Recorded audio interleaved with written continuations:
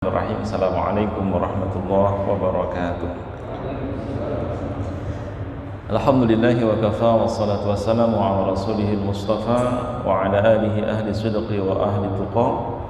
Ashhadu an la ilaha illallah wahdahu la syarika lah wa ashhadu anna Muhammadan abduhu wa rasuluh. Allahumma salli wa sallim wa barik ala nabiyyina wa maulana Muhammad wa alihi. Bapak Ibu jamaah salat zuhur Masjid Salahuddin yang dimuliakan oleh Allah, terlebih dahulu sebelum kajian tafsir surat Al-Ma'un siang hari ini kita awali terlebih dahulu dengan membaca tasmiyah bersama. Bismillahirrahmanirrahim. Bahkan sebelumnya kita sudah membahas ayat pertama hingga ayat ketiga dari surat Al-Ma'un. Secara bahasa, Al-Ma'un artinya adalah sesuatu yang sangat berharga, sesuatu yang sangat bernilai, bahkan saking berharganya sampai tidak ada yang bisa membayar dengan nominal berapapun. Di antara sesuatu yang sangat berharga itu adalah sholat. Maka beruntung Bapak Ibu yang masih diberikan kesempatan oleh Allah untuk bisa sholat, masih bisa sholat dan masih mau sholat. Sering kita dengar, sholatlah kamu sebelum disolatkan. Karena tidak semua orang yang mendengar azan hatinya tergerak untuk melaksanakan sholat.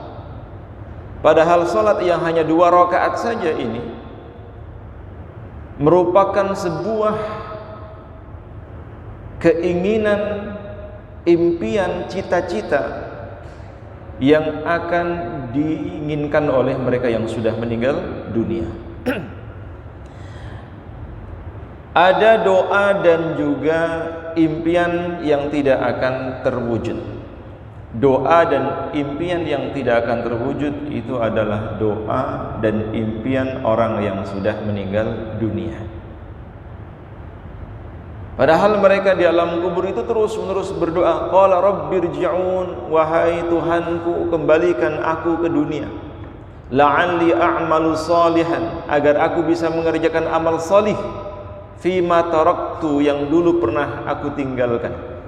Tapi Allah menjawab, kalla, sekali-kali tidak. Bahkan di akhir surat Al-Munafiqun Allah Subhanahu wa taala mengingatkan, wa anfiqu mimma razaqnakum, dan nafkahkanlah harta yang telah kami berikan kepada kalian, min qabli ayyatiya yaumun, sebelum tiba suatu hari, ahadakumul maut, salah seorang di antara kalian mengalami kematian. Fayaqula rabbi, lalu setelah dia meninggal dunia itu dia berdoa. Di alam kuburnya dia berdoa, sudah tidak bernyawa dia berdoa. Apa doanya? Memohon sesuatu yang tidak mungkin dikabulkan oleh Allah. Fayaqula rabbi laula akhartani ila ajalin qarib, ya Allah, sekiranya engkau menunda sebentar saja, menunda walaupun hanya mungkin setengah detik kalau ada, la'alli a'malu salihan, agar aku bisa mengerjakan amal salih, atau agar aku bisa bersedekah, fa asaddaqa wa akum minas salihin, sehingga aku menjadi orang yang salih. Akan tetapi kata Allah, wala yuakhirallahu nafsan idza jaa ajaluha, seseorang yang sudah ditakdirkan meninggal dunia maka tidak ada yang dapat menunda maupun mempercepat kematiannya, menyesal selama-lamanya. Padahal seandainya dia diberikan kesempatan oleh Allah untuk hidup sebentar saja, maka dia akan kuras seluruh isi rekeningnya untuk disedekahkan ke Masjid Salahuddin. Benar. Tapi nggak bisa, sudah nggak bisa. Begitu pula dengan 2 rakaat Bapak Ibu. Andai orang yang sudah meninggal dunia itu disuruh milih dunia seisinya, yang kita cari dari pagi sampai ngelembur tengah malam itu. Seandainya orang yang sudah meninggal dunia itu disuruh milih dunia dan segala isinya dengan 2 rakaat sholat sunnah, entah tahiyatul masjid, entah sholat duha, 2 rakaat saja, maka mereka akan lebih memilih sholat 2 rakaat dibanding dunia beserta segala isinya. Tetapi salat yang begitu mulia, yang begitu besar pahalanya, bahkan kata Nabi, inna awwalu ma yuhasabu bihil 'abdu min a'malihim yaumal qiyamati as-shalah. Sesungguhnya amal yang pertama kali dihisab oleh Allah sebelum amalan-amalan lainnya adalah salatnya. Salat kita ini menjadi tolok ukur. Jika salatnya baik, maka dianggap baik semua amal perbuatannya. Namun sebaliknya, apabila salatnya kurang baik, dulu ketika salat sering tertunda waktunya karena rapat, masih di jalan, atau ketika salat dia tergesa-gesa, tidak tumakninah, lebih cepat salat daripada makan. Ada orang itu makan bisa dinikmati, bisa menikmati makan sampai sak kulit-kulitnya, sak balung-balungnya, tidak tersisa, saking bisa menikmati makanan. Tapi kalau sholat, belum bisa menikmati sholatnya, pengen cepet-cepetan. Apabila sholatnya tidak sempurna, maka ditanyakan kepada para malaikat, apakah orang tersebut masih punya tabungan sholat-sholat sunnah? Kalau dia dulu rajin sholat sunnah, tahiyatul masjid, qabliyah, ba'diyah, atau sholat-sholat rawatib, sholat duha, sholat malam, maka akan disempurnakan sholat wajib yang kurang sempurna tadi. Tapi kalau dulu di dunia dia hanya sholat wajib saja, itu pun tidak tumaknina, tergesa-gesa, termasuk sahun, maka semua amal perbuatannya dihitung tidak sempurna, cacat. Naudzubillahi min dzalik. Maka mari kita belajar. Saya terus-menerus belajar memperbaiki sholat. Karena hidup di dunia ini tujuannya hanya satu, menunggu waktu sholat. Jadi sholat subuh ketemu zuhur, zuhur nanti ketemu asar, kita nunggu maghrib, nunggu isya, nunggu besok subuh. Di sela-sela itu nyambi kerja. Tujuan utamanya sholat. Karena di antara bentuk kebahagiaan seorang hamba yang Allah Subhanahu wa taala berikan kepadanya adalah dimudahkannya dalam melaksanakan ketaatan kepada Allah. Kalau ada seseorang yang dimudahkan melaksanakan ketaatan kepada Allah, maka itu adalah ciri orang-orang yang mendapatkan kebahagiaan dari Allah Subhanahu wa taala. Tidak perlu memelihara boneka, apalagi spirit doll. Salat aja yang khusyuk, lebih dari yang kita dapatkan. Maka kalau kita kok merasa ringan, turun dari lantai 7 ke basement atau ke masjid, kok enteng gitu loh. Di tengah kesibukan kita masih sempat ngaji seperti ini. Ini luar biasa. Tidak semua orang diberikan kemudahan sholat tepat waktu. Tidak semua orang diberikan kemudahan untuk bisa bangun malam. Tidak semua orang diberikan kemudahan untuk bisa bersedekah harian, sedekah pagi, sedekah subuh. Tidak semua orang diberikan kesempatan sehari bisa baca Quran 1 juz, sebulan sekali khatam. Tidak semua orang diberikan kesempatan untuk menyantuni anak yatim, fakir miskin. Kalau kita masuk dalam kategori yang diberikan kemudahan itu, harus bersyukur dan harus kita jaga. Tapi di luar yang demikian itu, Allah Subhanahu wa taala mengingatkan hamba-hambanya, siapapun kita, walaupun kita sudah sholat, walaupun sholat kita di masjid, walaupun sholat kita berjamaah, tapi kita tidak boleh merasa cukup, tidak boleh merasa nyaman, tidak boleh kita merasa sudah lebih dari yang kita dapatkan. Kita harus khawatir, harus waspada.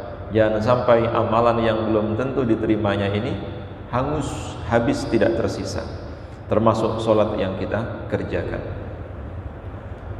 Ini anggap slide mainan ya, saya download dari internet. Insya Allah besok saya bawakan slide sungguhan.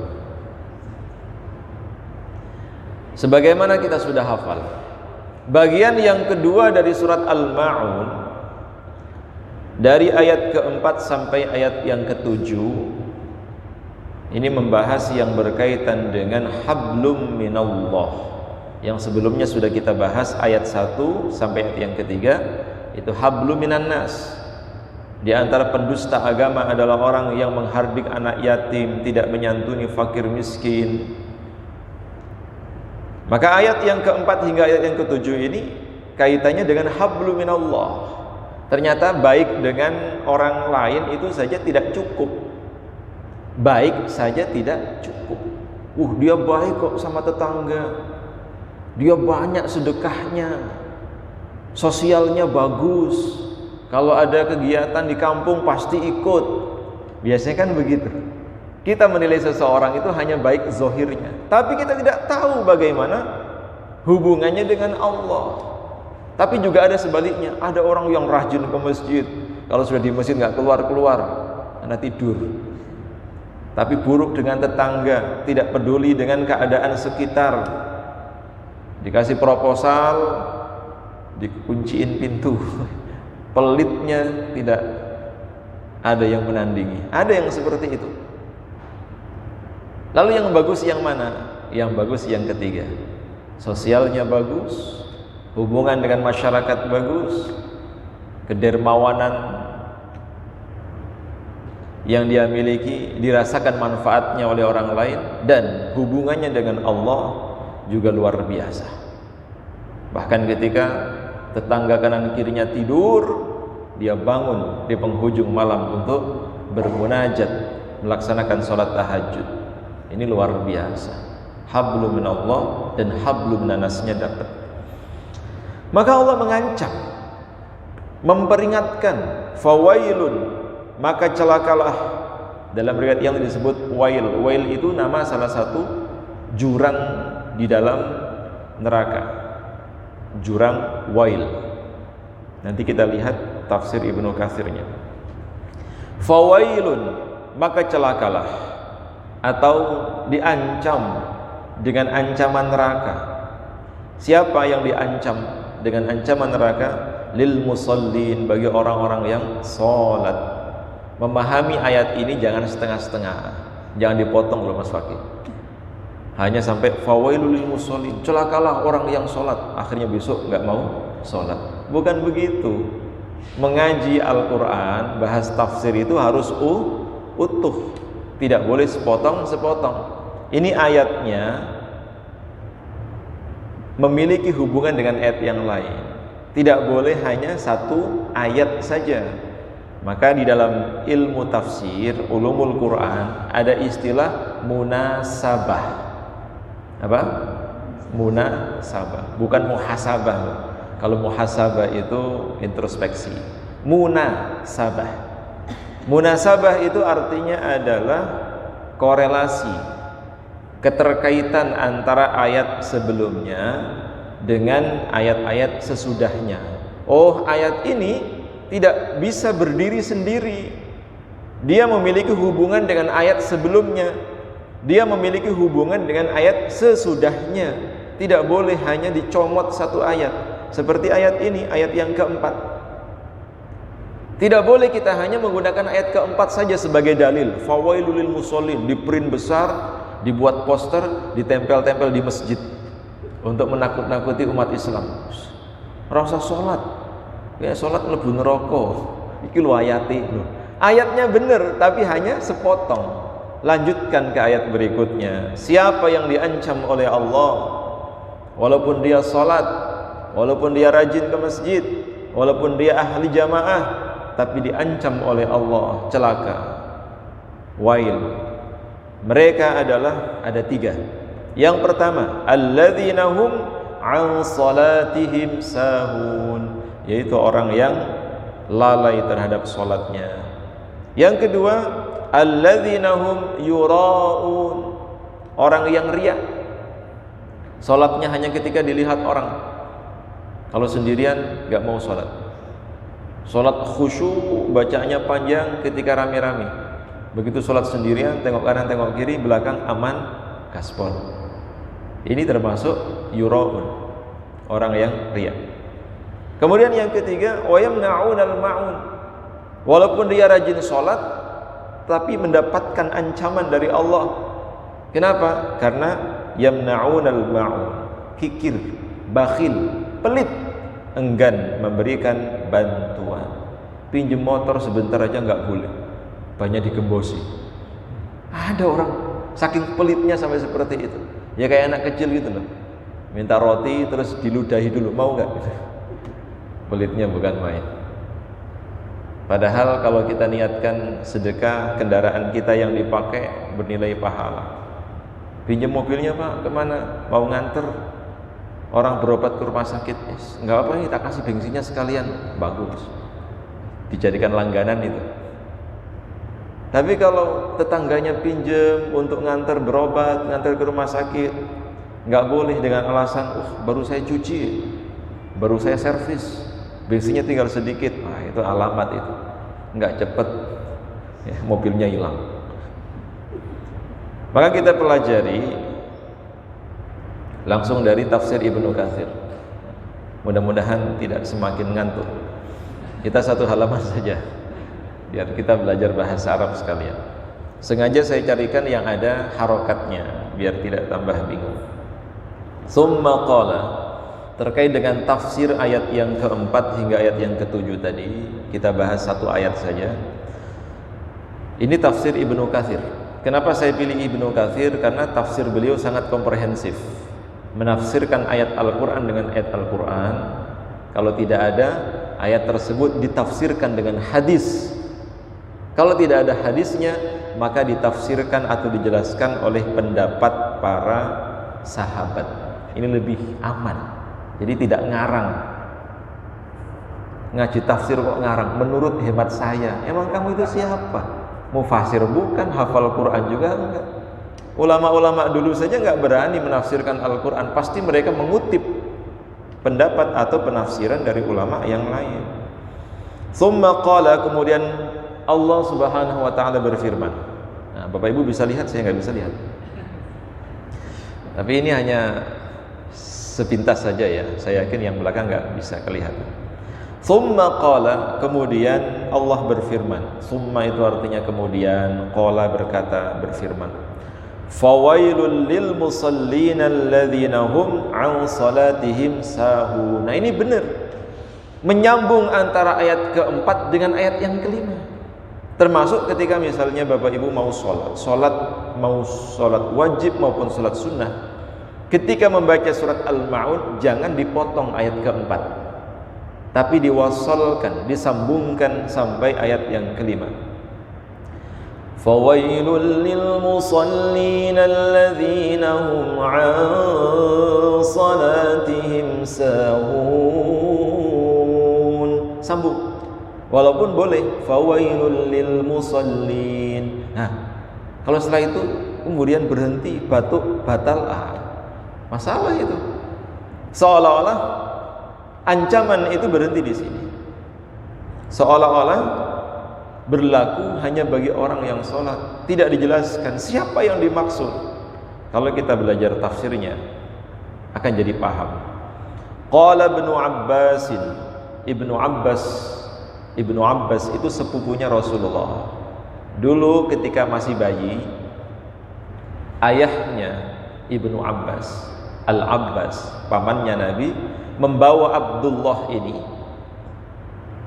ke kediaman Rasulullah SAW. Abdullah yang masih bayi masih merah, dibawa menghadap Rasulullah SAW. Kemudian bapaknya Abbas memohon kepada Rasulullah, wahai Muhammad, wahai Rasulullah, tolong ditahnik anakku ini. Lalu Rasulullah mentahnik. Tahnik itu mengunyah buah kurma sampai lembut, lalu buah kurma yang sudah dikunyah hingga lembut tadi ditempelkan di langit-langit bayi. Ini hanya diperuntukkan bagi ulama, ya, orang yang alim, bukan ludah kita. Apalagi belum sikat gigi 1 minggu, bayinya kasihan. Ini mulutnya Rasulullah berkah, ludahnya Rasulullah itu berkah. Lalu Rasulullah berdoa. Kalau doa ini boleh ditiru. Doa ini bukan hanya khusus doanya Rasulullah kepada Ibnu Abbas, tapi juga bisa kita amalkan. Apa doanya Nabi? Allahumma faqihhu fid din wa 'allimhu fit ta'wil. Doa khusus Rasulullah kepada Ibnu Abbas. Ya Allah, jadikan dia sebagai orang yang memiliki pemahaman yang mendalam tentang agama, dan jadikan bayi ini kelak dia menjadi ahli tafsir. Salah satu ahli tafsir di zaman Nabi yang dijadikan rujukan tafsirannya hingga saat ini adalah Abdullah ibnu Abbas radhiyallahu anhu, karena doanya Nabi. Wa ghairuhu, dan selain Ibnu Abbas. Bagaimana pendapat mereka tentang ayat keempat dan kelima itu? Yakni yang dimaksud dengan celakalah, makna celaka bagi orang yang salat adalah al-munafiqun, yaitu orang munafik. Berarti kita aman nih. Pak Mansur aman, nggak masuk kategori yang celaka tadi. Kita yang awam, mungkin ada di kampung yang belum hafal Al-Fatihah, ada yang baru masuk Islam, kadang kalau sholat masih mikir yang di pasar, itu masih aman. Yang diancam di sini adalah orang yang munafik. Ciri munafik ada 3, di antaranya adalah ya intinya baik lah kalau di depan orang, pura-pura baik, tapi di belakang sebaliknya. Alladzina yusalluna fil alaniyah, yaitu orang-orang yang hanya mau mengerjakan sholat fil alaniyati, dalam keramaian, ketika terlihat orang banyak. Wala yusalluna, akan tetapi mereka tidak mau sholat, meninggalkan sholat fis sirri, ketika sendirian. Pokoknya kalau dilihat orang sholatnya anteng, khusyuk, lama, tapi kalau sendirian cepet-cepetan. Nah, kalau dalam diri kita ada sifat ini, istighfar. Na'udzubillahi min dzalik. Walihada qala, oleh karena itu Ibnu Katsir rahimahullah mengatakan, lil musallina, yang dimaksud orang-orang yang melaksanakan sholat. Musallin itu jamak dari kata musalli. Musalli orang, satu orang sholat. Kalau musallin banyak orang yang sholat. Yang dimaksud dengan musallin adalah ay alladzina hum, yaitu mereka min ahli sholati, dari ahli sholat, wa qadil tamazu wa qadil tazamu biha, dan kelihatannya dia mengerjakan sholat, orang lain melihatnya sholat, bahkan secara fisik dia di masjid. Summahum anha sahun, akan tetapi dia dalam keadaan lalai, imma an fi'liha, bisa masuk kategori lalai dari mengerjakannya, lalai dari mengerjakan sholatnya, bil kulliyati, secara menyeluruh. Misalnya saking sibuknya sampai lupa, tahu-tahu sudah jam 3 belum sholat zuhur, tahu-tahu sudah azan maghrib belum sholat asar. Kama qalahu Ibnu Abbas, sebagaimana yang dikatakan oleh Ibnu Abbas. Wa imma an fi'liha fil waqti, juga masuk dalam kategori waktu. Misalnya tadi menunda-nunda, akhirnya kehilangan waktu sholat. Al-muqaddar, yang telah ditentukan. Sholat itu satu-satunya ibadah yang waktunya sudah ditentukan. Jadi nggak boleh ngarang, nggak boleh ditentukan atau disesuaikan. Bapak Ibu, kita rapat dulu ya, sholatnya nanti saja jam 4:30. Nggak boleh. Harusnya rapat menyesuaikan waktu sholat, bukan sholat mengikuti waktu rapat. Di dalam surat An-Nisa ayat 103 Allah katakan, innas salata kanat 'alal mu'minina kitaban mawquta. Salat itu adalah ibadah yang waktunya sudah ditetapkan oleh Allah. Kapan subuh, kapan zuhur, kapan asar, maghrib, dan seterusnya. Tidak boleh kita rubah. Syar'an, secara syariat. Fayakhrujuha, maka keluar dari waktu sholat tersebut, an waktiha, dari waktunya, bil kulliyati, secara menyeluruh, itu juga masuk dalam kategori orang yang lalai dalam mengerjakan sholat. Kama qalahul Masruq, sebagaimana yang dikatakan oleh Masruq, wa Abu Duha, dan Abu Duha, wa qala Atha bin Dinar mengatakan, walhamdulillah, segala puji bagi Allah, alladzi qala, yang telah berfirman, an salatihim sahun, orang-orang yang lalai dari salatnya, maksudnya adalah walam yakul fi salatihim sahun, Allah tidak berfirman fi salatihim sahun, tapi an salatihim sahun. An secara bahasa artinya dari, kalau fi dalam atau pada. Bahasa Arab itu bahasa yang sangat indah. Setiap hurufnya memiliki makna yang sangat menyeluruh. Seandainya Allah itu berfirman, alladzina hum fi salatihim sahun, maka tidak hanya yang berkaitan dengan waktu, tapi secara menyeluruh, termasuk orang yang salat juga mendapatkan ancaman dari Allah Subhanahu wa ta'ala. Sedikit lagi saya baca. Wa ima'an waqtihal awwali, dan adapun terkait dengan waktu yang pertama. Salat itu kan ada 3 waktu. Waktu fadilah, jawaz, karohah. Waktu utama, kemudian waktu diperbolehkan salat, atau waktu dimakruhkan salat. Misalnya kalau zuhur dari jam 12 anggap sampai jam 3. Ada 3 jam. 1 jam pertama itu masuk kategori waktu utama. 1 jam kedua masuk waktu, bolehlah, masih boleh di situ. Tapi kalau sudah mendekati asar, misalnya jam 2:30, apalagi mendekati jam 3, udah makruh, bahkan bisa jadi haram. Maka dengan adanya klasifikasi waktu tadi, hendaknya kita berusaha untuk bisa melaksanakan sholat di awal waktu. Sampai Nabi mengatakan, perbuatan yang paling baik dan paling dicintai oleh Allah adalah as-salatu ala waktiha, salat tepat waktu.